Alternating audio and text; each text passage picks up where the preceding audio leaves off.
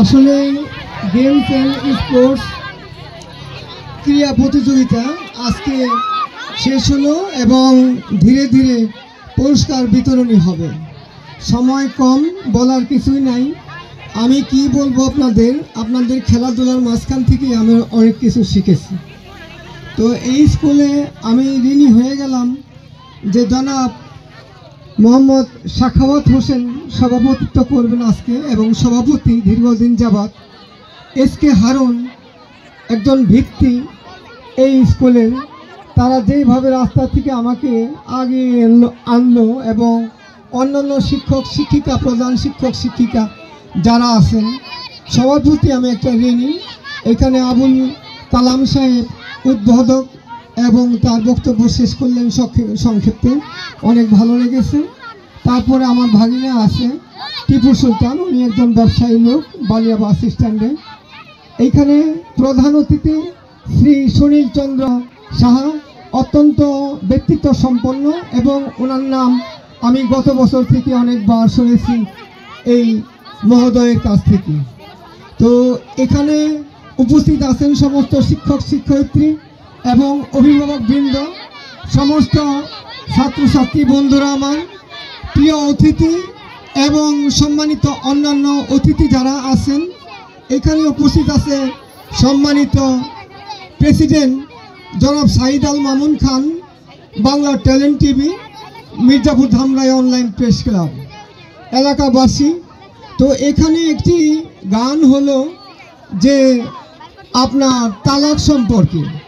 তো প্রত্যেকটা খেলারই একটা মর্ম আছে, একটা অর্থ আছে।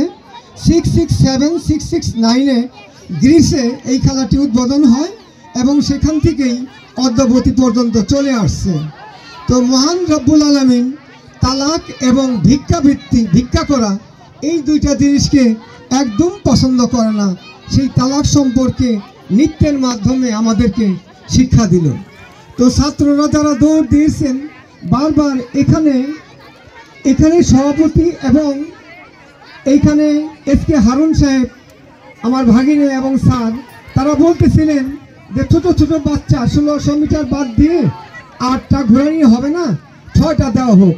এই যে বাচ্চাদের প্রতি তাদের best on the attention against movement all the round here. তো আমি দেখলাম তাদের অ্যাটেনশন ভেরি ইম্পর্টেন্ট। তো এইখানে আপনারা এলাকায় যত মুরব্বী আছেন, যাদের বাচ্চা আছে, বয়স হয়ে গেছে, মনে করতেছেন 12 বছর, 14 বছর, 16 বছর কীভাবে স্কুলে দেই, হ্যাঁ, তা না। বিশ্বের দিকে তাকালে দেখা যায় যে শিক্ষার কোনো বয়স নাই। আমি এখন পর্যন্ত পড়ালেখা করি। তো আপনারা সমস্ত বাচ্চাদের এখানে পাঠিয়ে দেন। অত্যন্ত সুন্দর এই পরিবেশ, চতুর্দিকে গাছগাছলা দিয়ে ভরা, যেটা দেখার জন্য আমরা ইউরোপ কান্ট্রিতে গিয়ে থাকি। আসলে তা না, এখানেই সব কিছু আছে। আমাদের হৃদয় দিয়ে, মন দিয়ে উপভোগ করতে হবে। তো এই দাগ, এই যে চতুর্দিকে দাগ ছিল খেলার, এইটা একটা অত্যন্ত গুরুত্বপূর্ণ।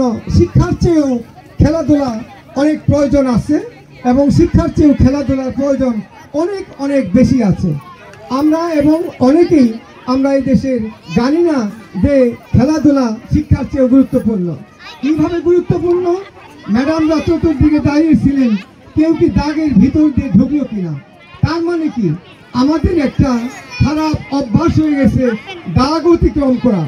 একটা গাড়ি আরেকটা গাড়িকে কিভাবে ওভারটেক করবে। আমি দেখেছি আরিচা লাইনে, এই মেন রোডে মাঝখান দিয়ে নীল একটা দাগ ছিল। নীল দাগ মানে হলো এই দিকের গাড়ি সোজা যাবে, ওই দিকের গাড়ি ওদিকে যাবে। তো আমি ছোট সময় জিজ্ঞেস করলাম এটা কেন। বলে দাগ মানে এই দাগ অতিক্রম করে ডান দিকে যাওয়া যাবে না, যারা আসবে তারাও দাগ অতিক্রম করে পাশে আসতে পারবে না। যেই এটা সবাই বুঝতে পারলো, ড্রাইভাররা এদিকের গাড়িও দাগ অতিক্রম করে, ওদিকের গাড়িও দাগ অতিক্রম করে, করতে করতে দুইটা গাড়ি মুখোমুখি সংঘর্ষে শত শত লোক নিহত হচ্ছে। তাহলে কি আমাদের মনোযোগের অভাব? দাগ কি অতিক্রম গাড়ি করেছে নাকি দুইটা গাড়ির দুইজন ড্রাইভার করেছে? সুতরাং এই যে দাগের খেলা, এই যে গান হলো নৃত্য, প্রত্যেকটা জিনিস, প্রত্যেকটা কার্যক্রমের মাঝখান থেকে আমরা যদি শিখি, তাহলে অনেক কিছু শিক্ষার আছে। তাহলে মনে করবেন যে গেমস অ্যান্ড স্পোর্টস এটা শিক্ষার চেয়ে গুরুত্বপূর্ণ। আপনার দেহ যদি ভালো না থাকে, শরীর স্বাস্থ্য ভালো না থাকলে সে এই গেমস অ্যান্ড স্পোর্টস করতে পারবে না। কন্টিনিউ খেলাধুলাটা এটা খুবই প্রয়োজন আছে।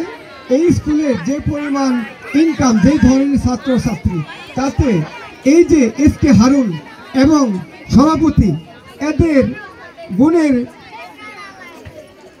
বৃত্তান্ত বলে শেষ করা যাবে না। এরা অত্যন্ত নেতৃত্ব দেওয়ার মতো ক্ষমতা রাখে। নেতৃত্ব বলতে, নেতা বলতে আমি রাজনৈতিক কোনো নেতাকে বলি নাই, শিক্ষার নেতৃত্ব। তাদের মধ্যে মাধুর্যপূর্ণ ব্যবহার এবং যেভাবে পরিচালনা করে তারা অত্যন্ত গুণবান। আপনারা এলাকায় ছাত্রছাত্রী যারা বেকার আছেন, যত কষ্টই হোক আপনারা ছাত্রছাত্রীকে এখানে পাঠাবেন, ভর্তি করবেন। এলাকায় যেন মাদকাসক্তি, ধূমপান এবং অন্যান্য দিক থেকে সবাই পিছিয়ে থাকে, এই এলাকাটা সুন্দর হয়, সবাই সবার দিকে খেয়াল রাখবেন। তো আমরা যেন কেউ কারো দাগ অতিক্রম না করি। আমি যা জানি সেটা আপনার কাছে বলবো, আপনি যা জানেন সেটা আমার কাছে বলবেন। সবাই সবাইকে শেয়ার করবেন, তাহলে দেখবেন ছাত্র জীবনে অনেক শিখতে পারবেন। আপনি ফার্স্ট হয়েছেন, আপনি কিছুই বলেন না সেকেন্ড যে হয়েছে, ও যদি আবার ফার্স্ট হয়, আসলে তা না। আপনার ফার্স্ট সেকেন্ড এই ক্লাস বলে কথা না। আমি সবার জন্য দোয়া করি আপনারা প্রকৃত মানুষ হন। রেজাল্টের চেয়ে বড় কথা হলো পিতামাতার সন্তান যেন মানুষের মতো মানুষ হয়, এটাই আমার দোয়া রইল। এবং সবার প্রতি আমিও আন্তরিক শুভেচ্ছা জানাই, আমি দোয়া চাই। ধন্যবাদ সবাইকে।